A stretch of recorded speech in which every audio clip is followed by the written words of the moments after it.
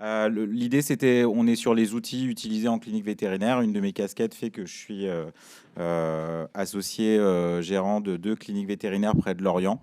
Je vous en reparlerai. Et donc, c'est juste un cas d'usage de lancement et d'usage de boutiques en ligne avec certains résultats, on va dire. De quoi on va parler, le contexte un peu, donner quelques éléments pour ceux qui connaissent pas trop le sujet, le témoignage sur le lancement, des chiffres, donc avec des chiffres de chez nous et puis des chiffres de chez toi, puisque tu es la solution qu'on utilise, et puis quelques points clés. Alors, je sais qu'il y a peu de praticiens dans la salle, mais c'était construit pour s'adresser aux praticiens. Ils regarderont ça en replay. Coucou. Donc, pour peut-être voilà, développer ça chez eux s'ils le souhaitent. Au niveau contexte actuel, donc quelques éléments, voilà, le nombre de cyberacheteurs et puis le Covid qui a changé la donne. On voit sur toutes les courbes, il y a des décrochages à la hausse d'usage. Et un des décrochages à la hausse que j'avais remarqué, que j'avais trouvé intéressant, c'est le décrochage à la hausse d'usage selon les tranches d'âge, en fait. Vous voyez sur ce... Il y a tous les ans un baromètre du numérique qui paraît, qui est assez intéressant, qui est assez riche. Et on voit les tranches d'âge qui n'étaient pas habituées à utiliser, en gros les plus de 40 ans. Au moment pendant le Covid, ils n'ont pas eu le choix, en fait. Donc, ils se sont mis à être usagés et la plupart le sont restés de manière importante. Donc, on a vraiment ce saut à la hausse qui, sur le e-commerce, a impacté assez fort. Dans notre marché à nous, ça a changé beaucoup les choses. Avec, avant, il y a très longtemps, certains dans la salle n'étaient pas nés, les gens ne pouvaient acheter que certaines gammes d'alimentation qu'en se rendant physiquement chez leur vétérinaire. Donc on était sur voilà, du physique, brick and mortar et du monocanal. Donc tout a été complètement bouleversé et maintenant on est dans un univers dit figital, c'est-à-dire que voilà, on peut acheter partout, n'importe où, n'importe quel canal, même sur les réseaux sociaux, sur une boutique en ligne, l'acheter là et venir le chercher à un autre endroit, c'est très très diversifié.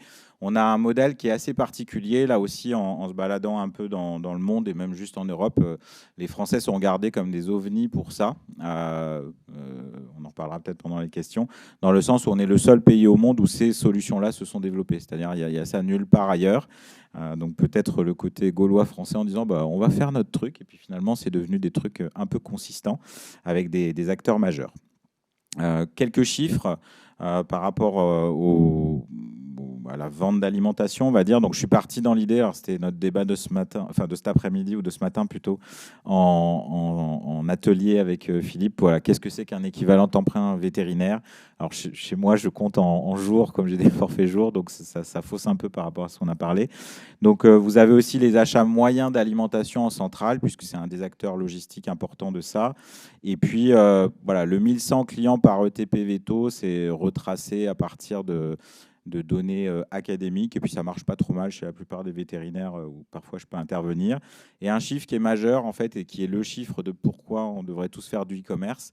Dans une clinique normale, on nourrit, c'est-à-dire on vend de l'alimentation à 5% de ses clients. C'est un chiffre qui est ridiculement bas, mais qui est vrai. Alors, quand en général on le donne au veto, il dit non, chez moi c'est 10, c'est 20, c'est 50 en fait. Voilà.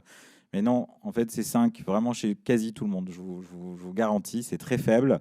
Et en fait, ce qui se passe, c'est qu'on a un effet de biais, c'est-à-dire que voilà, les 55 clients par ETP Veto, c'est juste qu'on les voit tout le temps, en fait, parce qu'ils ils passent une fois par mois prendre leur sac, donc on les connaît. Donc on a l'impression qu'il y en a beaucoup, mais en vrai, il y en a peu. Et vous reverrez que nous, avant de lancer la e-boutique, on était comme les autres, on était même moins bons, puisqu'on était à 4,5, je crois. Voilà, pour un peu quelques données pour ce contexte-là. Sur le lancement de la e-boutique chez Anikun, donc Anikun Vétérinaire, c'est 2 cliniques, une équipe alors j'aime bien les chiffres, y compris avec des virgules, même quand c'est des gens, donc n'ayez pas peur.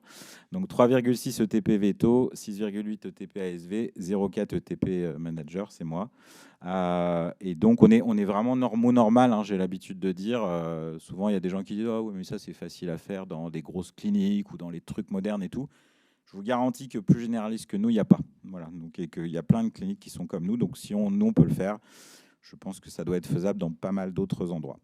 Pourquoi on s'est lancé en août 2020? Alors, on aurait dû faire ça plus tôt, probablement, parce qu'on est arrivé en post-Covid, mais ça nous a servi pour les confinements suivants. Tout simplement parce que, voilà, on était comme les autres.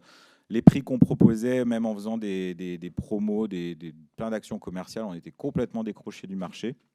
puisqu'il y avait des acteurs et que les gens pouvaient acheter beaucoup moins cher ailleurs. On sentait, pressentait, bon, c'est toujours difficile à mesurer, à part avec peut-être des outils comme ce que tu nous as montré, Philippe, qu'il y avait peut-être une baisse de la fréquentation due au fait qu'il y avait ces clients qui venaient plus chez nous pour la lime, vu que... Alors d'un autre côté, on pourrait toujours dire, tu n'en avais que 5%, si tu en perds 1%, c'est pas si grave par rapport à la masse. Mais bon, l'idée, c'était d'aller chercher les autres. Et puis, peut-être, à mon avis, le critère le plus important, moi je crois beaucoup aux notions de psychologie dans les comportements de clients et même dans les comportements d'équipe. Et je pense que quelqu'un qui a l'impression de se faire arnaquer parce que c'est 30 € de plus chez son veto sur le comptoir plutôt qu'en ligne chez Zooplus, par exemple, le risque, c'est qu'ils se disent, mais du coup, si si j'ai eu l'impression d'être volé sur ça, est-ce que c'est la même chose sur le soin dentaire, sur la radio, sur le bilan sanguin, sur d'autres choses? Et du coup, là où on est une profession, on sait très, les gens, voilà, on se dit toujours, les gens sont durs avec nous, mais majoritairement, ils nous aiment beaucoup en fait. Donc, ils ont confiance en nous, et le risque de perte de confiance, à mon avis, était quelque chose d'important à contrer. Donc, on a un modèle qui est complètement différent, la e-boutique, puisqu'on va essayer d'aller chercher de l'augmentation de volume, puisqu'on part de bas, donc ça, c'est un avantage.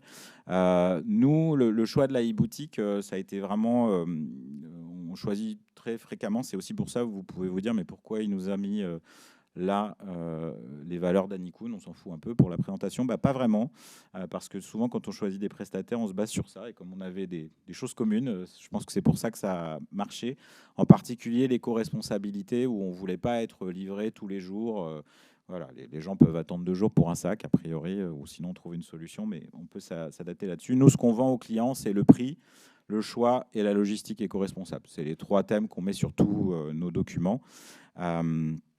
Et ça fait quelque chose qui est très contre-intuitif, et ça, pour avoir discuté avec des centaines peut-être de vétos et d'ASV sur le sujet, souvent la peur c'est, mais tu te rends compte, si ça marche, on va être submergé, on a déjà pas mal d'aliment en stock. En fait, de manière contre-intuitive, c'est l'inverse. Plus vous allez vendre, presque moins il y a de stock, parce qu'il y a la notion de rotation qui est souvent un phénomène pas très étudié par le veto. C'est-à-dire qu'avant qu'il y ait des e-boutiques, on estimait qu'un sac qu'on achetait, en moyenne, il restait 1 mois sur l'étagère. Alors dedans, il y avait le sac qui partait tous les 3-4 jours parce que stérilisation chat qui part beaucoup. Et puis il y avait le sac qui prenait la poussière pendant 6 mois parce que c'était un truc hyper précis et qu'on n'en rencontrait pas tous les jours. Donc la moyenne de ça, c'était 1 mois. Alors que quand on discute, peut-être que tu pourras nous communiquer le chiffre, mais en tout cas, on est souvent autour de 1 jour. C'est-à-dire on envoie le SMS aux gens, enfin les gens reçoivent le SMS plutôt de manière automatisée. Et en gros, dans les moins de 24 heures, la plupart du temps, il passe. Donc ça arrive, ça repart. Et donc ça, c'est vraiment intéressant. Ça veut dire que là, vous avez une photo de la salle d'attente avant le e-commerce. Là, c'est une fois que le e-commerce a commencé à se développer. Je vais vous montrer un peu plus tard une salle d'attente une fois qu'on a été là où on voulait, c'est-à-dire maintenant. Donc au bout de 18 mois, voilà, on sent que voilà, ça ressemble à pas grand-chose parce qu'on est en transition de phase. C'est pas très joli et du coup, il faut probablement imaginer des réaménagements. C'est intéressant économiquement avec une division au bout de 18 mois par 2 des valeurs de stock et au bout de 33 mois, là, puisqu'on est à 33 mois par 3,5, on va dire. Donc ça, le comptable et le manager sont contents. Et puis d'un côté, tout ce qui est, comment dire... faire en sorte de ne pas jeter, quoi. Quand on a des périmés, on trouve toujours un moyen. Il y a quelqu'un qui prend le sac, on le file à SPA. Enfin, on se débrouille, mais c'est dommage économiquement et philosophiquement d'avoir des périmés. Donc là, il n'y en a plus. En fait, je pense que si les derniers périmés qu'on a eus, on avait une chatte mascotte qui était un peu fan de déchiqueter les sacs sur la fin de sa vie. Et je pense que c'est les seuls périmés qu'on a eus avant qu'elle nous quitte. À M33, donc là on va arriver à l'anniversaire, on a 142% d'achats en plus. Alors j'ai pris les 12 mois avant la boutique en ligne et j'ai pris là les 12 derniers mois pour vous donner ce chiffre-là. Alors il y a un chiffre qui peut paraître déceptif, mais moi ça me va.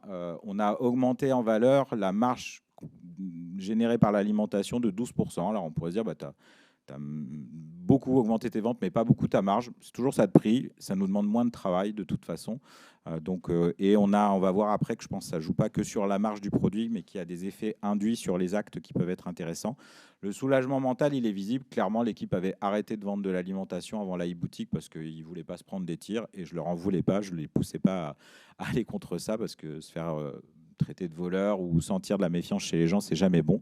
L'équipe ASV conquis, j'avais fait un petit sondage au bout de 6 mois en disant alors, et si on arrête aujourd'hui? C'était une phase de test et tout le monde, je pense que j'aurais eu des ennuis si j'avais arrêté en tant que manager. Et puis les clients, voilà, vraiment très contents, satisfaits. Quelques clients qui ont eu réaction paradoxale qui était assez marrante. Il y en a trois, puis deux. Maintenant, il n'y en a plus qu'un qui fait de la résistance, qui trouvait que c'était si peu cher qu'il avait peur qu'on gagne pas d'argent, donc il ne voulait pas acheter à la boutique en ligne pour pas que ça nous fasse perdre trop d'argent. C'est mignon, en fait, d'avoir des clients comme ça. Nous, dans les petites choses qu'on a fait en plus, c'est avec l'accord de Servan, que je remercie de nous avoir permis de ne pas utiliser les documents super bien qui sont faits pour tous les autres vétos. Nous, on aime bien personnaliser, donc on a fait nos stickers, nos cartes de visite, nos flyers, pour que l'idée que les gens aient, c'est une boutique Anikun en partenariat avec Veto Avenue et pas une boutique Veto Avenue. Alors clairement, quand ils arrivent sur le site, c'est tout Veto Avenue. On n'a pas réussi parce que ce serait compliqué techniquement, on en avait parlé, de peut-être faire vraiment une boutique Anikun en marque blanche presque, mais voilà, c'était intéressant pendant le confinement, ça nous a bien aidé. Et voilà où on en est à M33. Et pour résumer un peu la situation, voilà, beaucoup d'aspects positifs, quelques précautions, c'est-à-dire que j'en reparlerai. Ça nécessite d'être lancé en mode projet et de s'y intéresser. J'en reparlerai à la fin. Ça change des habitudes, c'est clair, et c'est ça le plus dur. De toute façon, on en a beaucoup parlé pendant ces 2 jours. C'est changer les habitudes qui est pas évident. Ça nécessite de la confiance parce qu'au final, on délègue à un tiers pas mal de choses. On en parlait de les data, en fait, où on perd de la data, elle se retrouve ailleurs qui n'est pas chez nous. Donc voilà, faut que ça. Et puis de la logistique vis-à-vis des centrales, au fur et à mesure que les commandes sont accumulées, on a dû s'équiper de ces palettes à roulettes pour transporter tous les bacs Alcyon qui commençaient à s'empiler de manière. Alors ça a plu à notre mascotte, d'ailleurs c'est celle qui a disparu, donc ça lui fait un petit hommage dans les présentations, qui aimait bien se mettre dedans et se faire trimballer en chariot à roulettes. Ça, c'était pour le témoignage à Anikun, et je vais te passer la parole. Oui. Je te laisse passer. Merci. Alors, donc je vous ai mis en toute transparence effectivement les chiffres, les chiffres Veto Avenue. Nous, on a des tableaux de bord. Donc, on a 3 niveaux de tableau de bord. On a un tableau de bord pour tout Veto Avenue. On a un tableau de bord pour des groupements, ce qui permet aussi de suivre les stats pour les groupements, et par clinique. Donc, les cliniques ont des tableaux de bord les mêmes que nous au niveau de Veto Avenue. Donc, on a 640 cliniques. En fait, il faut savoir qu'au niveau national, maintenant, il y a 40% du volume du pet food qui se fait sur les click and collect en France. Et ce sont les click and collect qui tirent le marché, parce qu'en fait, la croissance des click and collect est de plus de 51%. Enfin, nous, on a fait 51% depuis 12 mois. On avait fait 60% de croissance en 2022. Et toutes les ventes, ce qu'on appelle le brick and mortar, enfin la vente au comptoir, est en négatif. Elle est même à moins 10 depuis le début de l'année. Donc, en fait, il y a vraiment un transfert du comptoir vers le click and collect. Et ce que dit Greg, c'est important. L'enjeu, c'est pas de remplacer par, mais c'est d'aller chercher effectivement des clients. On a voulu laisser les avis. Alors, ça a été un grand débat chez nous parce que suite aux augmentations tarifaires, on s'est un peu fait... on a sorti les casques à pointe au niveau du service après-vente, parce que les gens sont persuadés qu'on fabrique les croquettes, qu'on transporte les croquettes, on fait tout. Et ça a été un choix. Ça nous permet effectivement de suivre la satisfaction client. Sans surprise, plus de 56% des commandes qui sont faites sur mobile. On n'a pas d'appli. Enfin, on a une web app, mais on va évoluer effectivement sur une application. Et ce qui est hyper important, alors c'est ce que je vous disais pour Quanticroc, vendre de l'aliment, c'est bien. Engager les clients, c'est mieux. Et nous, l'important, c'est que le client il passe en clinique vétérinaire pour que l'équipe vétérinaire discute avec son client et développe le conseil. En moyenne, un client Veto Avenue, il passe 5,4 fois en clinique vétérinaire, donc c'est énorme. Un client qui n'est pas click and collect, il passe en moyenne 1,5 fois. Donc effectivement, on a quand même beaucoup plus de fréquentation. Et alors ça, c'est pour Greg, parce que c'est quelque chose d'important pour lui. Quand vous dormez, vous vendez. Donc, et ça, c'est quand même hyper agréable, puisqu'on a 40% des commandes qui sont passées entre 19h et 8h du matin. Alors, ça, c'est les chiffres sur la totalité des commandes. Par exemple, le dimanche soir, à partir de 18h, c'est une folie. Les gens se réveillent et se disent mais mon Dieu, il faut absolument commander des croquettes. Donc c'est quand même énorme, 40% des commandes qui se passent la nuit. Merci Servan. Pour les heures de commande, nous, c'est 50% en dehors des heures d'ouverture. J'avais fait ça sur un mois en comptant même les week-ends, le fait qu'on commence, nous, à 9, etc. Donc, effectivement, c'est toujours fascinant de revenir le lundi, de regarder, bon, oui, c'était cool, on a fait 500 ou 600 euros de chiffre d'affaires dans le week-end en étant chez nous. Quelques chiffres rapidement, parce que je crois qu'on arrive hors temps, mais c'est parce qu'on s'est un peu appesanti. Donc ça, c'est l'évolution du chiffre d'affaires achat auprès de la centrale en bleu. Et en orange, vous avez la marge générée par ces achats lors de la revente. Alors, ce qu'on constate, c'est que voilà, ça rejoint le 142% et 12% d'augmentation de la valeur. Donc, on voit que ça monte, ça monte, ça monte. C'est jusqu'à décembre 2022. Il n'y a pas le début de l'année où, avec les hausses de prix, je pense qu'on va avoir un petit pic. Donc, on voit, on a gratté de la marge en plus, mais pas de manière faux folle. Après, il y a d'autres impacts qui sont intéressants. Je vais en reparler. Donc, cette marge-là, au début, on en perd un peu et puis après, on la récupère. Il y a des effets économiques dont j'ai déjà parlé. Au final, nous, on est à 84% de nos ventes d'alimentation qui sont faites via le click and collect maintenant. Pour en discuter avec les différentes parties prenantes, c'est une position qui n'est pas classique, on va dire. La moyenne, je crois qu'on est sur du 30-35, hein, quelque chose 40, là, ça monte régulièrement. Mais c'est une volonté d'avoir poussé à fond là-dessus. L'évolution du nombre de clients, on a démarré avec 4,5% des clients qui achetaient de la lime chez nous. Aujourd'hui, on est à environ 15%. Donc, on a triplé le nombre de gens qui achètent chez nous. Je retrouve la notion de récurrence où nous, c'est 70% de notre CA qui est constitué par plus de 5 commandes par an. Donc, 5 commandes donc avec passage à la clinique. Donc, on a effectivement ce passage qui se fait en toute simplicité et qui gagne du temps, hein, là aussi, par rapport à un passage réel, parce que les gens sont habitués, ils passent, ils savent où c'est, on a dédié une zone, on a mis un panneau. Voilà, je crois que même on fait même plus signer maintenant, tellement c'est automatisé, ça se passe bien. Bon, après, on est à Pleumeur-Larmor et les gens sont cool. Je te repasse la parole une petite minute pour ça. Je vais aller très vite. Donc l'évolution du panier moyen, donc ça a deux effets. Ça veut dire que ce coût-là, il n'est pas payé au vétérinaire. Donc c'est important dans l'effet facture globale parce que quand on va chez le véto, le client nous disait on va chez le véto, c'est cher, mais effectivement il y avait l'aliment qui représentait parfois les 2 tiers de la note, quoi. Donc là effectivement il y a un intérêt majeur au fait que ce soit payé à 1 tiers. Il y a une augmentation du panier moyen qui est très importante. Je pense que vous savez tous pourquoi, hein. Alors même si on ne vend pas que de l'aliment, hein, sur Veto Avenue, mais c'est la hausse qui est importante depuis le mois de janvier. Et puis alors il y a une marge de croissance qui est énorme parce qu'effectivement un client moyen il vend 1091 € par ETP vétérinaire en moyenne chez Veto Avenue, et donc c'est Greg qui fait partie des champions du monde puisqu'il est à 2970 € par ETP. Donc on voit que on a un challenge chez nous, c'est que les vétos utilisent de plus en plus l'aliment et surtout qu'ils nourrissent de plus en plus de patients au sein de leur clinique vétérinaire, puisque ça fait partie de la médecine préventive. Et la dernière slide, c'est effectivement, c'est ce que vous montrez, Greg, hein. Pour nous, l'enjeu, c'est le nombre de passages à la clinique. Et on voit qu'on a 65% des clients de manière globale qui viennent plus de 5 fois par an et 85% des clients Veto Avenue qui poussent la porte plus de 3 fois par an. Donc effectivement, on peut les considérer comme des clients premium.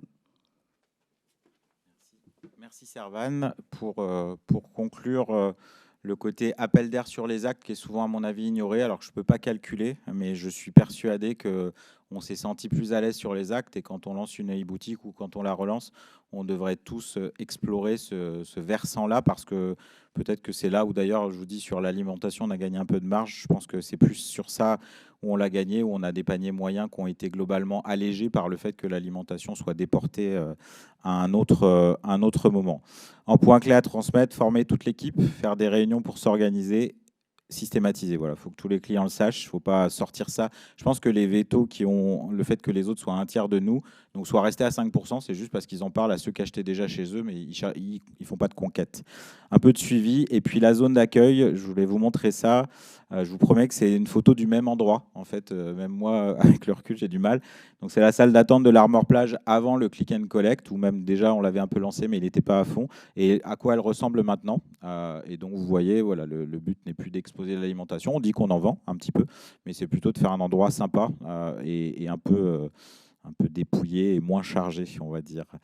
Je finis avec la dernière. Je garde que la dernière astuce pour pas perdre de temps. C'est le truc, je pense qu'on a fait le plus simple et malin, c'était d'avoir mis un raccourci sur les ordinateurs de chaque ordinateur de la clinique pour que ce soit facile pour chaque membre de l'équipe qui voulait inscrire quelqu'un ou faire une ration ou quoi que ce soit d'accéder, parce que sinon, voilà, le simple fait d'avoir une friction avec un mot de passe, ça peut ne pas aider. Et un tout dernier point en lien avec ce dont je vous ai parlé hier, 80% des jeunes vétérinaires voudraient travailler dans une clinique où il y a un click and collect. Donc, ça peut être aussi un critère qui pourrait faire que.